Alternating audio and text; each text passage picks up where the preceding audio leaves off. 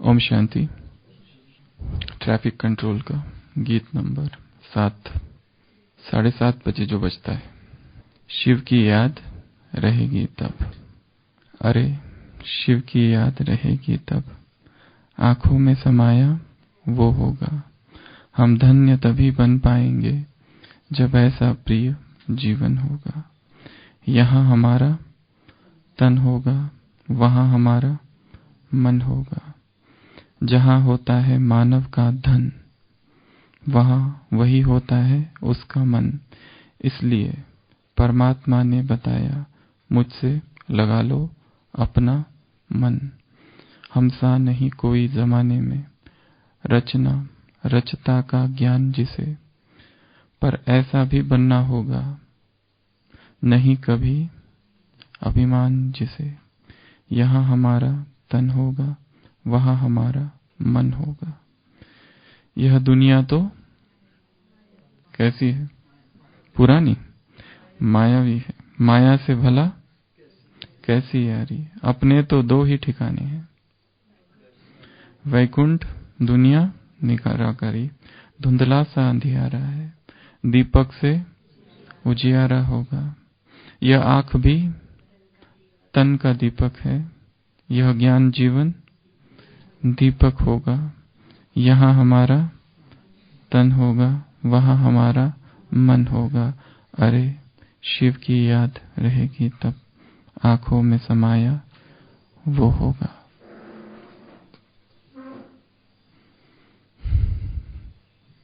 मनोविज्ञान में एक सिद्धांत है जिसे कहा जाता है डेजावू। डेजावू, डेजावू अर्थात ऐसा अनुभव कि हमने ये पहले भी अनुभव किया है। फ्रेंच शब्द है जिसका अर्थ होता है ऑलरेडी सीन, पहले भी देखा हुआ है, पहले भी अनुभव किया हुआ है। इस सिद्धांत को कहा जाता है डेजावू। और हर आत्मा कभी ना कभी इसका अनुभव करती है, और बहुत सारे महापुरुषों ने अपनी जीवन कहानियों में इसका वर्णन किया है। सिगमंड फ्राइड का जो शिष्य था कार्ल जुंग, उसने भी वर्णन किया है कि मैं एक बार अफ्रीका गया, नाइजीरिया, ट्रेन में बैठा था और ट्रेन से बाहर झांक रहा था तो देखा ऊपर पुल है और उस पुल के ऊपर से एक आदमी काला काला सा नीचे झांक रहा है, देख रहा है। ट्रेन हमारी नीचे से जा रही है और उसको देखते ही मुझे लगा कि इस आदमी को इसी मुद्रा में, इसी पोस्चर में और इसी जगह पर, इसी नाइजीरिया के पास, इसी अफ्रीका में मैंने पहले भी देखा है। पर कब देखा है? कभी नहीं, क्योंकि वो तो नाइजीरिया पहली बार आ रहा है। ऐसे ही अनुभव उसको, उसने कहा डेजावू। ऐसा ही अनुभव बहुत सारे विवेकानंद के जीवन में भी है कि उन्होंने बचपन में, उनके जीवन कहानी में लिखा है कि नए स्थान पर जब जाते थे तो उनको लगता था इस स्थान को मैंने देखा है। इस सिद्धांत को कहा जाता है डेजावू। ये जो ट्रैफिक कंट्रोल का गीत है,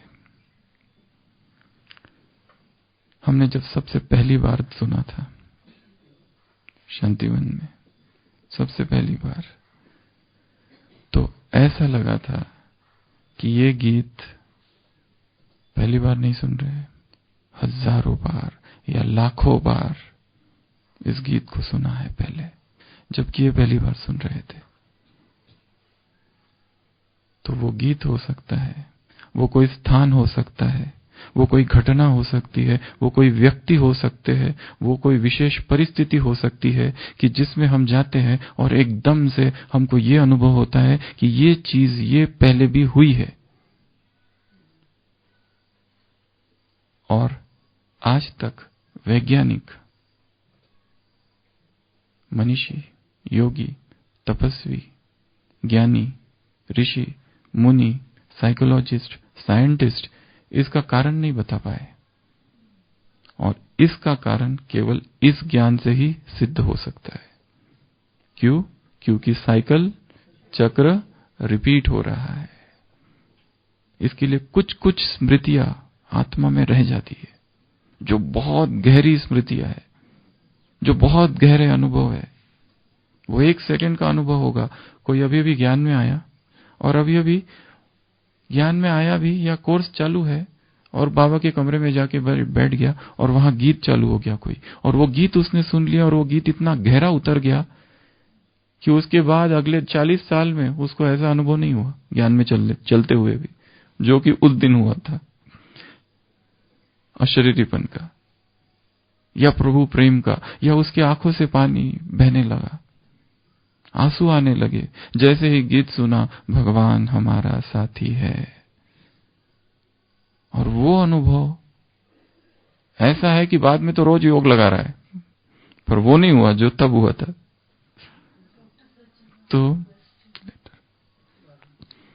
तो इस फिनोमिनन को, इस सिद्धांत को, इस फिलॉसफी को कहा जाता है डेजा वू।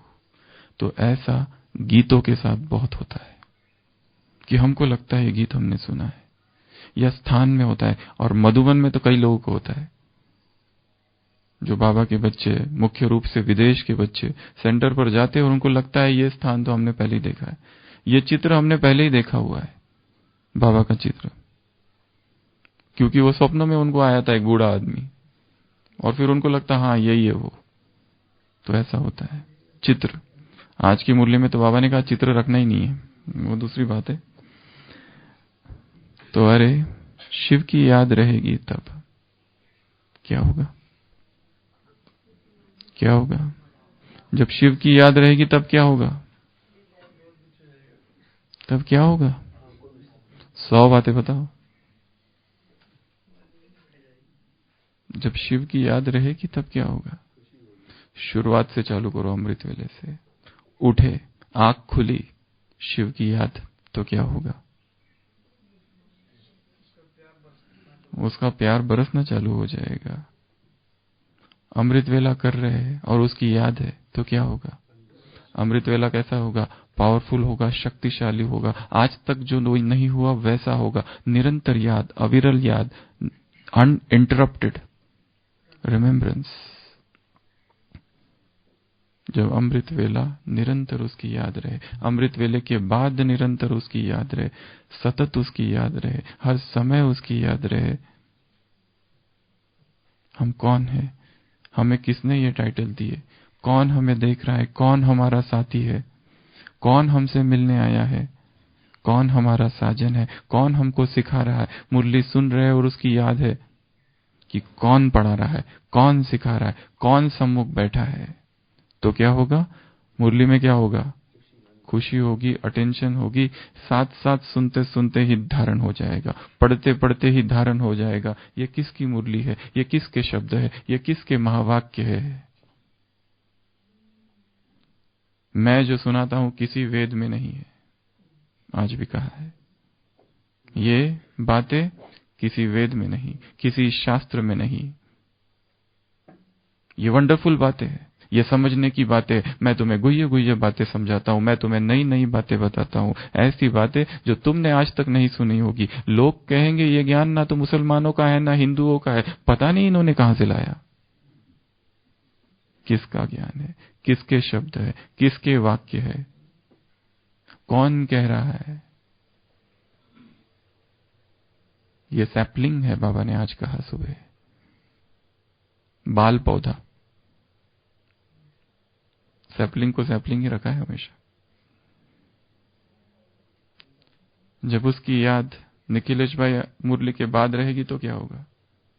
किसकी मुरली सुनी ये याद रहेगा, मुरली में क्या क्या कहा ये याद रहेगा, जो कह रहा है उसने क्या क्या कहा और हमने कैसा सुना, सुनने की हमारी धारणा कैसी थी। महावीर ने मोक्ष के 4 तट बताए। एक साधु, दूसरा साध्वी, जो सन्यास लेता है वो, जो सन्यास ग्रहण करती है जैन धर्म में वो साध्वी। पर इतने तक ही नहीं छोड़ा, आगे भी कहा श्रावक और श्राविका। श्रावक अर्थात जो सुनते हैं, केवल सुनने मात्र से वो गति प्राप्त होगी जो साधु को प्राप्त होती है। साधु भी है तो साध्वी भी है, श्रावक भी है तो श्राविका भी है। श्रावक और श्राविका ये गृहस्थ है, साधु और साध्वी जो सन्यास ले लेते हैं। परंतु मोक्ष के 4 तट है निर्वाण के, केवल ज्ञान के। तो वो सुनना ऐसा हो कि केवल सुनना हो, सुने तो ऐसा सुने कि केवल सुन रहे हैं और साथ में संपूर्ण धारणा हो रही है, तो ही उस सुनने का अर्थ है। नहीं तो इधर से सुना और इधर से गया। तो शिव की याद जब रहेगी भोजन में, तब क्या होगा? भोजन कैसा हो जाएगा? शक्तिशाली हो जाएगा। भोजन कैसे लगेगा? मीठा मीठा लगेगा। मैं ना मीठा और मेरे लिए ना तो कुछ खट्टा है, ना खारा है, ना खट्टा है, ना मीठा है, ना कड़वा है। मैं ना छोटा हूं ना मैं बड़ा हूं, ये सब तुम्हारे लिए। ये इसकी आत्मा कहती है कि भोजन मीठा है और भोजन कड़वा है। मीठा, कड़वा, खट्टा, खारा, छोटा, बड़ा, ये सब मैं नहीं होता हूं। आज की मुरली में कहा लेपछेप मुझ पे नहीं लगता है, तुम्हारी आत्मा में लेपछेप लगता है। तो भोजन जब उसकी याद में खाएंगे तो क्या होगा? वो भोजन कैसा बन जाएगा? मीठा मीठा बन जाएगा। नमक नहीं रहेगा तो भी कैसा लगेगा? स्वादिष्ट। जैसा पतिव्रता नारी के लिए कहा गया है कि यदि पतिव्रता नारी समुद्र का खारा पानी भी अपने पति को अपने हाथ से पिलाए तो उस पति को वो पानी मीठा लगेगा, ऐसा शास्त्रों में लिखा है। यदि उसकी प्रतिव्रता धर्म इतना एक ऐसी वो प्रतिव्रता हो, उसमें पावर होता है, वो यदि कुछ कह दे तो सत्य हो जाए। परंतु संकल्प में भी यदि उसने किसी परपुरुष का चिंतन न किया हो तो ये कंडीशन है। संकल्प में भी उसके मन में किसी परपुरुष का ख्याल, चिंतन, संकल्प तो होगा, नहीं तो नहीं। दमयंती, सावित्री, बहुत सारे उदाहरण हैं। सीता, तारा, मंदोदरी, शास्त्रों में उर्मिला, पतिव्रता नारियों के धर्म का वर्णन है। तो शिव की याद जब भोजन में रहेगी तो भोजन कैसा रहेगा? संतुष्ट, प्रसन्नता होगी, संतुष्टता होगी, स्वादिष्ट हो जाएगा। दिन भर में शिव की याद रहेगी तो क्या होगा? योग लगा रहेगा, झूमते रहेंगे, नाचते रहेंगे, हंसते रहेंगे, हंसाते रहेंगे, रूठेंगे नहीं, रूसेंगे नहीं, हल्के रहेंगे, बोझ नहीं लगेगा। बोझ हो जाता है तुम्हारे ऊपर अगले संडे की मुरली। क्यों मेहनत करते हो? बाप तुम्हें सहज योगी बनाते, फिर भी बोझ क्यों उठाते हो? बाप को बिल्कुल पसंद नहीं है तुम बोझ उठाते। और कारण क्या बताएं सुशील भाई? क्यों मेहनत करने लगती है? क्यों मेहनत करना पड़ता है? 4 कारण है। एक होता है बीज, एक होती है जमीन, एक होता है तुम खा लेते हो या पक्षी खा लेते। 4 कारण है। तुम्हारा जो बीज है वही शक्तिशाली नहीं है। बीज है संकल्प और बीज है कर्म। जब बीज ही शक्तिशाली नहीं तो फल कहां से खाओगे? प्रत्यक्ष फल, ताजा फल, क्योंकि बीज शक्तिशाली नहीं है। बीज पर काम करना पड़ेगा। दूसरा जमीन, वातावरण। तीसरा है खुद ही खा लेते हो, अच्छी सेवा करते हो और फिर कहते हो मैंने की। यह हो गया खुद खा लेना। और कभी कभी माया रूपी पक्षी आके खा लेता है। माया रूपी पक्षी अर्थात मनमत, परमत, समस्या, वातावरण, ये सारी चीजें हैं माया की पक्षी। कभी माया खा लेती है तो कभी तुम ही खा लेते हो, कच्चा फल ले लेते हो। मैंने किया, मैं ये कर रहा हूं, मैं नहीं करूंगा तो ये सेवा होगी नहीं, मेरे वजह से ये सेवा हुई। मैं ही नहीं रहूंगा तो इनको समझाएगा कौन? इनका कल्याण कैसे होगा? इनकी पालना कैसे होगी? मेरे वजह से हो रहा है। कोई टीचर अगर ये सोचे ये स्टूडेंट्स का मेरे सिवा कैसे होगा, ये सेंटर कैसे चलेगा, मैं अगर कहीं चली जाऊं तो हो सकता है दूसरा जो आए वो तुमसे 2 गुना अच्छा हो सकता है तुम ही बाधा बने बैठे हो और तुम्हारे वजह से इसकी प्रगति रुकी है। डिपार्टमेंट कैसे चलेगा मैं अगर नहीं रहूं तो? तुम्हारी वजह से ही रुका हुआ है। तो मैंने किया, ये क्या हुआ? खुद ही खा लिया। और कभी कभी माया का पंछी आ जाता है, मनमत परमत समस्या, वातावरण, वायुमंडल। तो चारों चीजों पर काम करना है। एक तो बीज, दूसरा भूमि, तीसरा खुद नहीं खा लेना है। और कच्चा क्यों खा लेना है? रुको, पकने तो दो, होने दो सेवा। अभी तुरंत खाने की क्या आवश्यकता है? और माया के पंछी को आने नहीं देना है। क्या करके रखना पड़ेगा? जाली डाल के रखो। तो शिव की याद सारे दिन भर रहे। नई नई युक्तियां निकालनी है, नए नए संबंध। इतने सारे आज के वरदान में बाबा ने कहा है, ये ज्ञान रूखा सूखा ज्ञान नहीं है कि बस एक ही रटते रहो, मैं आत्मा हूं, मैं आत्मा हूं, मैं आत्मा हूं। कभी क्या संबंध तो कभी क्या संबंध। अलग अलग संबंध से बाबा को याद करो, क्योंकि योग इतना आसान नहीं। योग मासी का घर नहीं है, आज कहा है। बड़ी भारी मंजिल है, बहुत भारी मंजिल है ये।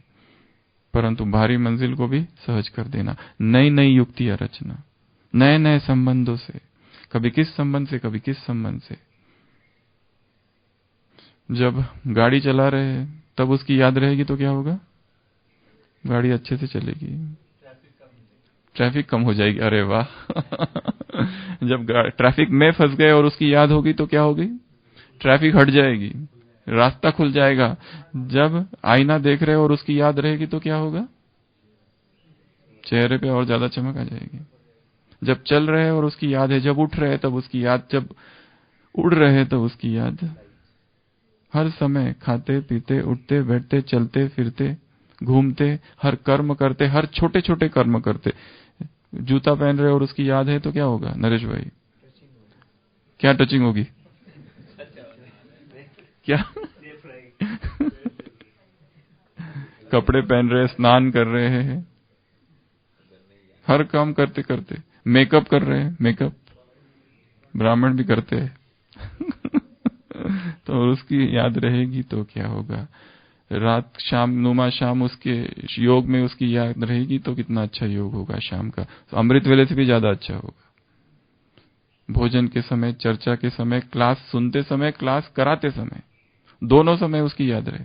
हर एक आत्मा को, ब्राह्मण आत्मा को ये दो काम रोज करने पड़ते।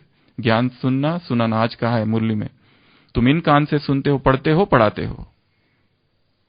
तुम इन कान से सुनते हो, पढ़ते हो और पढ़ाते हो। पढ़ना और पढ़ाना हर ब्राह्मण का कर्तव्य, फर्ज है तुम्हारा। ढिंडोरा पीटो कल कहा था, फर्ज है। तो सुनते समय भी, सुनाते समय भी, दोनों ही कार्य करते समय क्या हो? याद हो। सोने से पहले भी उसकी याद हो तो क्या होगा? नींद कैसे आएगी?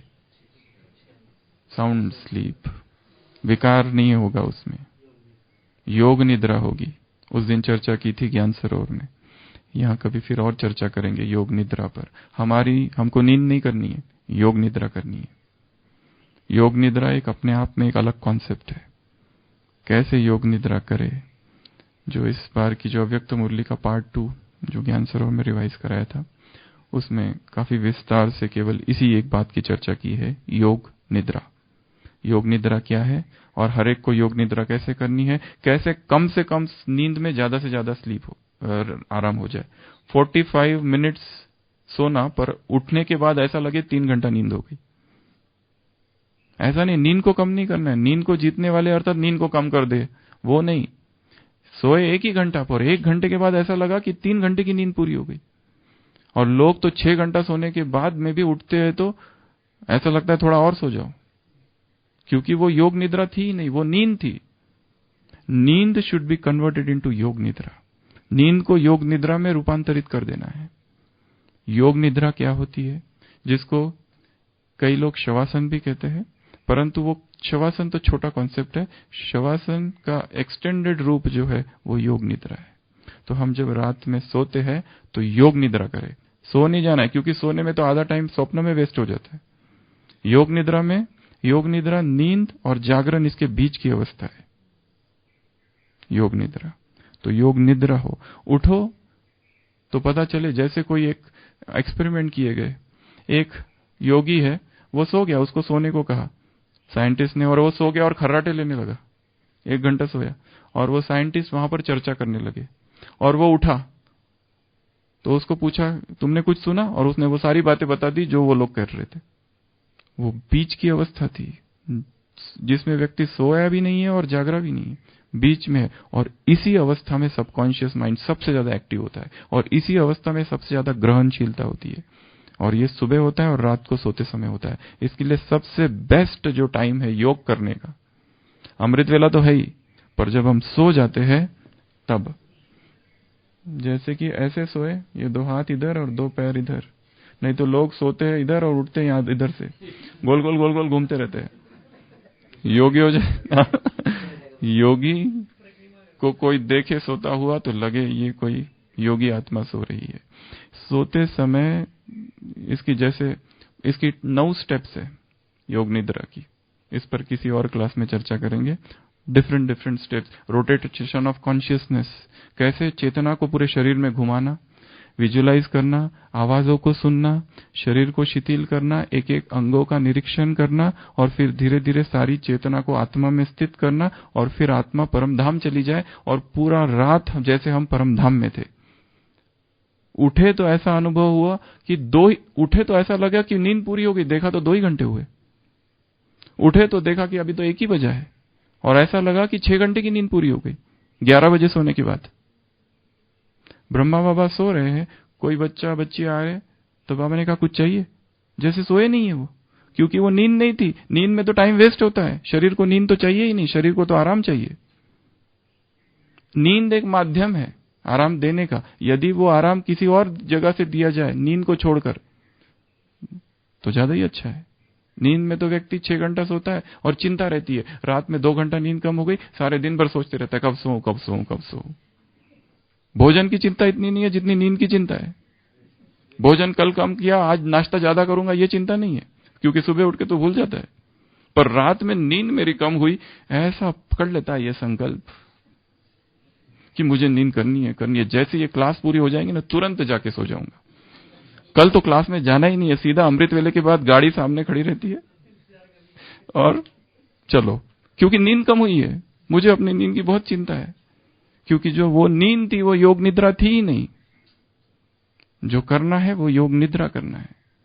उस क्लास में भी एक उदाहरण दिया था, अभी भी बता रहा हूं, कि एक स्वामी विदेश के, जो कि योग निद्रा के मास्टर थे, और वो इटली पहुंचे, और वहां पर उनको इटालियन भाषा में भाषण देना था। पर मतलब पब्लिक जो थी वो हिंदी या इंग्लिश जानने वाली नहीं थी, और वो हिंदी और इंग्लिश 2 ही भाषा जानते थे, क्योंकि वो बनारस के थे।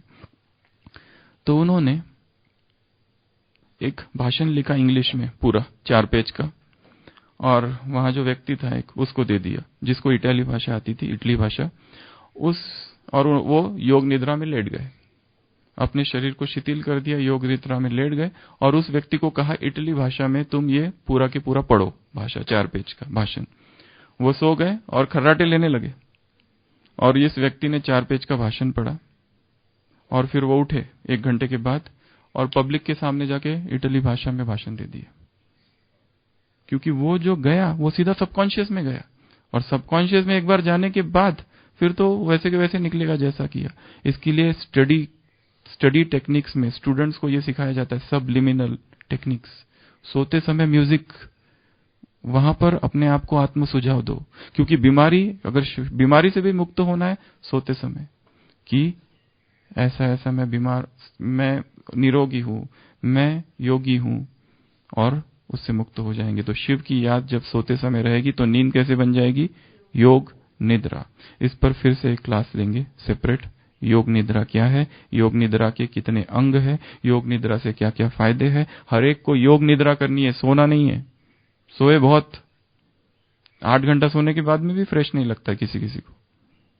और वो दूसरी बात, रात भर नींद ना आना, अनिद्रा का इलाज है योग निद्रा, ना कि दवाइयां। 4 गोलियां खाने के बाद में भी नींद खुल जाती है, फिर खाओ। तो शिव की याद रहेगी तब क्या होगा? आंखों में वो समाया रहेगा, अखियों में वो समा जाएगा। हम धन्य तभी बन पाएंगे जब ऐसा प्रिय जीवन होगा। धन्य कब बनेंगे हम? जब जीवन कैसा होगा? योगी होगा, पवित्र होगा, स्वच्छ होगा, निरामय होगा। कल क्या जो प्रधानमंत्री का स्पीच जो था 15 अगस्त का, उसमें मोदी जी ने एक नए शब्द का प्रयोग किया। उन्होंने कहा, महात्मा गांधी का था सत्याग्रह, अब हम चालू कर रहे हैं स्वच्छाग्रह। स्वच्छ भारत, स्वच्छाग्रह पहले हृदय होना चाहिए, हृदय का, उसके बाद में बाहर का। स्वच्छाग्रह इधर, स्वच्छाग्रह, अच्छाग्रह, जो भी कहो वो इधर हो पहले। तो धन्य कब बनेंगे? जब हम ऐसा प्रिय जीवन हो, जो योगी जीवन हो, जो भोगी जीवन नहीं है, जो दूसरों की सेवा के लिए समर्पित जीवन है, जो स्वयं के कल्याण के लिए भी है। आत्मानुमोक्षार्थम जगत हृदयाय च, जगत के कल्याणार्थ जो जीवन है। यहां हमारा तन होगा और वहां हमारा मन होगा। शरीर यहां है परंतु मन वहां लगा है, याद की फांसी में लटका हुआ है। हथ कार्डे दिल यार्डे। तो ये अवस्था चेतना की कि शरीर से यहां है परंतु मन खींच रहा है। जैसे दांत का दर्द होता है भक्ति में, पर प्रभु प्रेम को दांत के दर्द से कंपेयर किया है। जब दांत का दर्द हो और पेन किलर ना ली जाए तो सारा ध्यान उधर रहता है, दाढ़ की तरफ खींचते रहता है। वो काम करते रहो, कुछ भी करते रहो, सारा ध्यान दांत की तरफ, दर्द की तरफ। वैसा ही ईश्वरीय प्रेम है, सब कुछ करते रहो परंतु याद उसकी हो। इसमें एक थोड़ा सा खराब सा उदाहरण भी दिया जाता है। एक स्त्री है जिसका अपना पति को छोड़कर किसी और से प्यार है, तो रहती पति के साथ पर बुद्धि उधर लगी रहती है। रहती पति के साथ पर याद उसकी आती रहती है उसकी। तो वैसे ही कहा जाता है भगत को संसार में ऐसे ही रहना है कि संसार तुम्हारा जैसे पति है परंतु तुम्हारा प्यार उससे है। ये झूठा प्यार है, इधर ऊपर ऊपर का हाथ फेर दिया कि भाई। तो जहां होता है मानव का धन वहां होता है उसका मन। ये गीत जब रचा जा रहा था तो पहले यहां शायद कोई दूसरा शब्द रखा था, फिर रमेश भाई ने सजेस्ट किया कि यहां धन रखा जाए। रमेश भाई जी जो थे, क्योंकि व्यक्ति का ध्यान सारा धन में होता है, कारोबार में, तो शायद उन्होंने ये सजेस्ट किया था कि यहां धन रखा जाए जहां होता है मानव का धन। बैंक में धन है तो उस बैंक, दूसरी बैंक में कुछ हो गया तो कोई प्रॉब्लम नहीं, उस बैंक में कुछ हो गया तो फिर गड़बड़ है। वो बैंक बाकी बैंक डूब गई तो चलेगी, अब मेरा पैसा जहां है वो बैंक नहीं डूबनी चाहिए। तो जहां होता है मानव का धन वहीं उसका मन होता है। और तुम्हारा जो धन है वो ज्ञान धन है, तुम्हारा जो धन है वो स्वयं परमात्मा तुम्हारा धन है, तो वहां मन रहेगा। इसलिए परमात्मा ने बतलाया मुझसे लगा लो अपना मन। क्या बताया? मुझसे अपना मन लगाओ। मन मना भव मध्याजी भक्ता माम नमस्करो। मुझसे मन लगा, केवल मेरा ध्यान कर, मैं ही तुम्हारा सब कुछ हूं। आज भी कहा है केवल मुझे याद करो।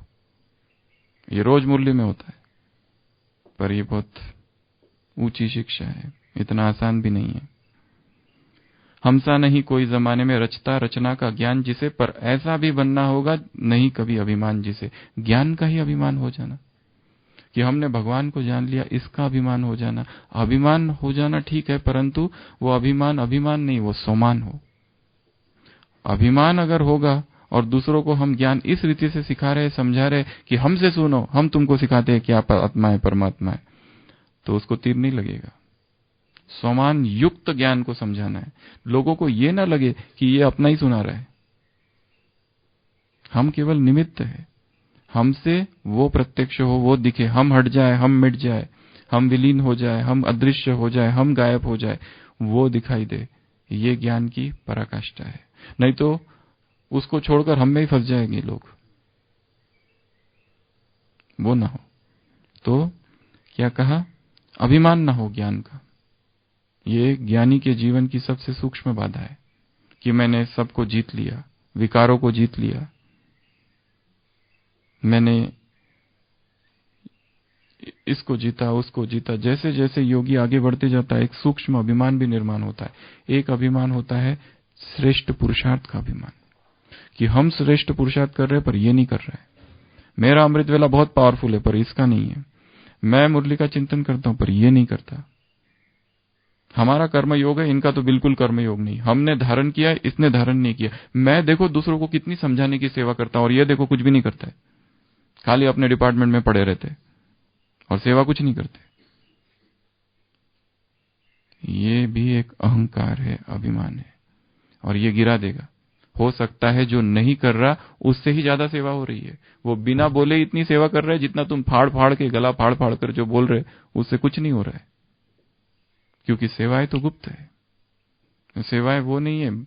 एक बार बाबा से किसी ने पूछा था, बाबा वो 108 में जो आएंगे माला वो कौन कौन है? तो बाबा इधर उधर देख रहे थे, जैसे ढूंढ रहे थे, और वो सब महारथियों की सभा थी।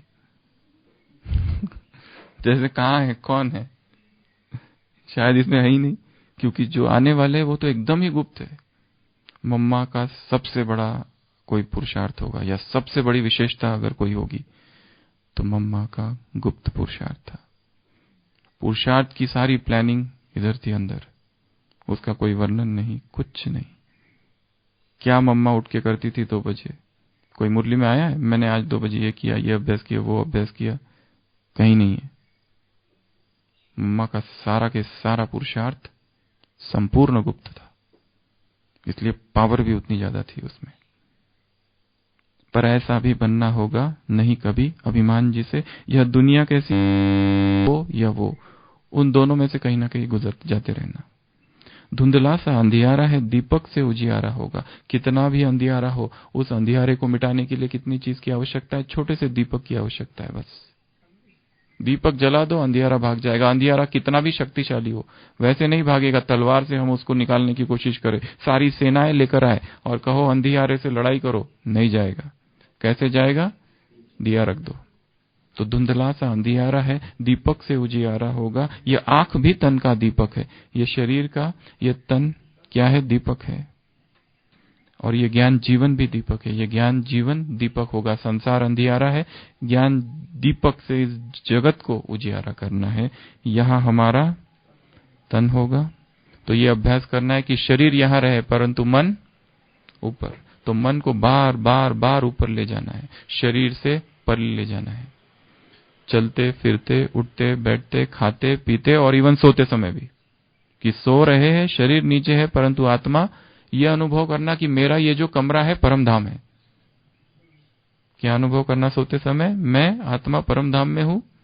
रेड लाइट अगर है तो ठीक, नहीं है तो भी ठीक, परंतु ये परम धाम है, मैं परम धाम में हूं। नीचे शरीर नीचे है, ऊपर ऊपर से देख भी लेना वो शरीर वहां सो रहा है, और वो मैं नहीं हूं, मैं ये हूं। तो ऐसे ये जब गीत बजेगा ट्रैफिक कंट्रोल का, ये सारी बातें बुद्धि में लानी है। तन यहां, मन वहां, उजियारा, माया से दोस्ती नहीं, सारी बातें। ओम शांति।